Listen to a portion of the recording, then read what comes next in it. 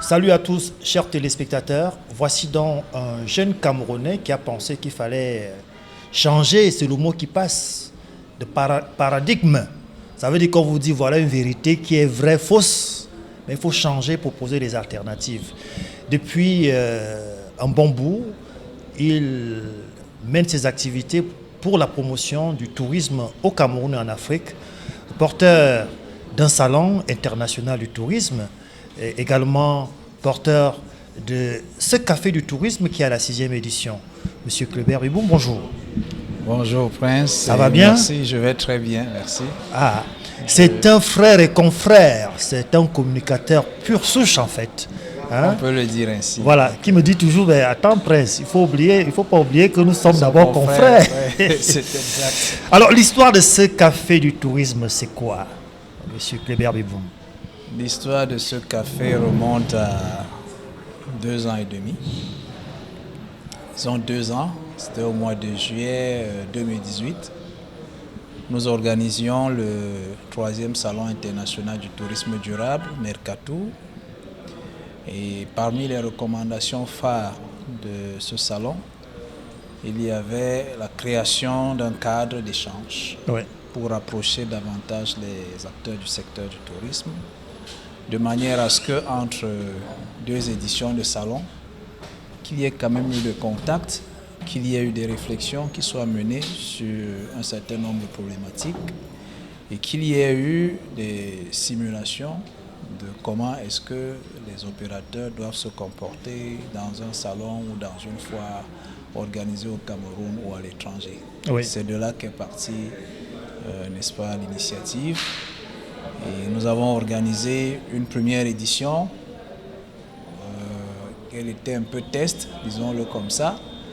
On a organisé une deuxième. C'est à partir de la 3e que nous avons commencé à ressentir une certaine adhésion des opérateurs, mais également d'autres parties prenantes. Voilà, aujourd'hui, il faut dire que nous sommes à Yaoundé, à la Chambre de commerce, mais il y a eu d'autres éditions ailleurs. Oui, comme je vous le disais, il y a eu d'autres éditions. Il y a eu une édition à Douala, je crois 2. On a eu 2 éditions à Douala, une qui était organisée par notre propre structure et une autre qui était organisée en partenariat avec le Conseil national des chargeurs du Cameroun au musée maritime. C'était dans le cadre des 7e assises internationales du tourisme responsable. Et puis il y a eu une édition à EDEA aussi. On a organisé, je crois, la 4e édition là-bas, avec la communauté urbaine. Non, la ville d'EDEA, c'est devenu les villes. Et on a connu une forte participation des élus locaux, des autorités traditionnelles. Et on a commencé aussi à imaginer le même scénario dans d'autres villes. Oui. Nous restons un peu accrochés aux collectivités territoriales décentralisées parce que c'est vers là où nous allons et c'est à la base même qu'il faut créer le développement.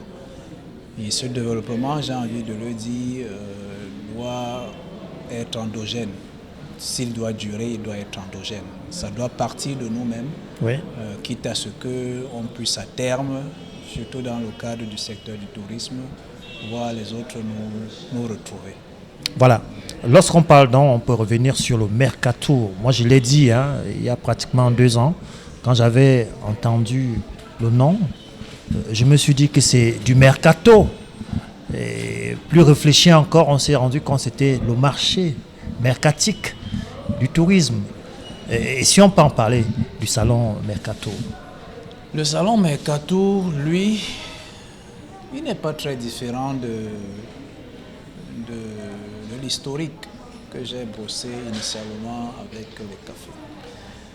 Le salon Mercato naît du fait que nous organisons la foire africaine de Hambourg en mai 2012. Oui.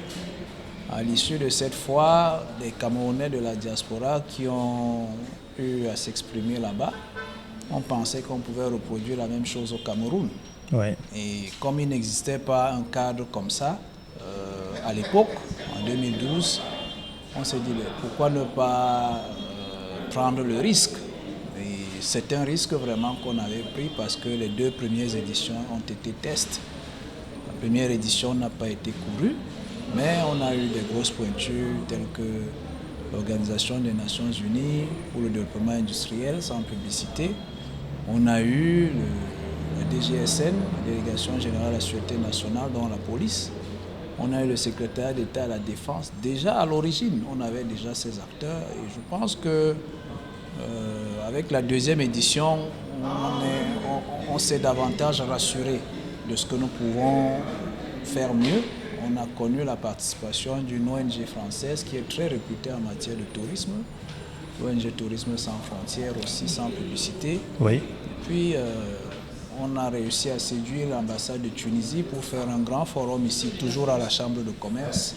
Et c'est de là qu'est partie l'idée de faire un grand salon, la 3e édition à Yaoundé, avec la participation du ministère du Tourisme, de notre compagnie aérienne nationale, Bruxelles Airlines, sans publicité, Ethiopian Airlines, SICAM. On a eu vraiment les acteurs majeurs de ce secteur. Je n'oublie pas les associations professionnelles. Donc, une fois de plus, on s'est dit on va continuer. Et quoi qu'il arrive, je peux vous le garantir sur ce plateau, à moins qu'on cesse d'exister, on va essayer de poursuivre ce combat parce que nous pensons qu'il est bon et c'est ce que nous devons tous faire si on veut espérer que le développement suive. Monsieur Covid ou alors Madame Covid est arrivé. Nous étions en train de jeter les tentacules pour la Guinée équatoriale. On peut en parler. On peut en parler avec beaucoup de lourdeur parce que effectivement la Covid est venue arrêter un peu la marche du monde. Ça a impacté en Afrique, même si c'est le continent qui est le moins touché par la Covid. Mais ça nous a quand même Ça nous a touché. Ça nous a fauché. Ouais. Pourtant, moi je pense que l'Afrique devait saisir. L'Afrique devait saisir ce moment, cette occasion pour réfléchir, pour se réinventer, pour montrer autre chose que ce qu'on a souvent connu d'elle. Bon, ça nous dérange un peu d'en parler. Peut-être qu'à la télé, on ne peut pas tout dire. Mais je dis encore, avec cette grâce, l'Afrique serait aujourd'hui en train de penser à son lendemain. Et non pas à suivre éternellement ce que les autres nous demandent de faire. Oui. On peut certes suivre, mais quand même se concentrer à l'utile. Monsieur Biboum, c'est d'ailleurs sur ce thème que vous avez placé la dernière édition du Café du Tourisme. Comment relancer les activités d'après Covid? Aujourd'hui, à la 5e édition, on a forcé, parce que cet événement ne se serait pas tenu. Jusqu'à quelques heures de l'événement, il ne se serait pas tenu. On a forcé. Dieu merci, les autorités nous ont fait confiance et je pense que nous en sommes sortis avec des recommandations de qualité, avec un événement qui a réussi, qui a marqué l'adhésion de tous les opérateurs qui étaient là, de tous les acteurs et même des personnes qui étaient curieuses, qui voulaient savoir véritablement ce qu'elles peuvent gagner dans le secteur du tourisme. Tout le monde est parti de là avec quelque chose en plus. Et je remercie fortement la présence des médias, la présence massive des médias à cette édition parce que, voyez-moi, on a beau organiser des événements, s'il n'y a pas la participation des médias, cet événement est voué à l'échec. Ou alors, il ne durera pas longtemps. Donc, merci une fois de plus à tous les partenaires médias qui nous ont fait confiance et qui continuent de nous faire confiance. Voilà, Estelle vous dit d'ailleurs merci. On va se séparer certainement avec un cri de cœur. Si vous aviez quelque empêchement que ce soit, c'est vrai, contre vents et marées, vous vous en sortez. Monsieur Biboum, un cri de cœur avec lequel on va se séparer. Bon, c'est peut-être pas un cri de cœur, parce qu'il ne faut pas pleurer. Si nous sommes debout, vous et moi, Prince, on a presque la même histoire. Vous êtes certes mon aîné. Si je veux lancer un appel, c'est celui de bien observer souvent les gens qui sont en face et d'apprendre à faire confiance à la jeunesse. Parce que la jeunesse a tellement du potentiel. Elle a aussi des ressources peut-être pas forcément financière, mais elle a tellement de ressources pour pouvoir répondre à un certain nombre de préoccupations. Lesquelles préoccupations sont souvent sur la table de nos décideurs. Je pense qu'il faut faire confiance à la jeunesse. Je pense qu'il faut soutenir